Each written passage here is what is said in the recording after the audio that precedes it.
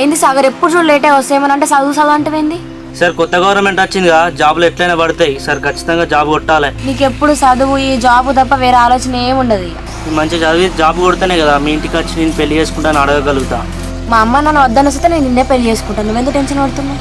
Tension ఎందుకున్నా సంగీత, నేను పెళ్లి చేసుకోవాలి, మన ఫ్యామిలీని మంచిగా చూసుకోవాలి. ఇప్పుడు కష్టపడితేనే కదా సంగీత మనం లైఫ్ అంతా హ్యాపీగా ఉండొచ్చు. నువ్వేం టెన్షన్ పడకు, మన లైఫ్ హ్యాపీగానే ఉంటుంది.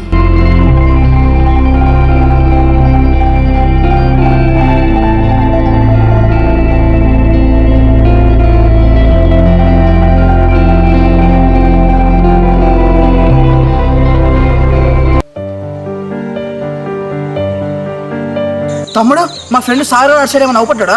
ఇంకా పిచ్చోడు అన్న గుడి ముంగడ అనుకొని పోతాను.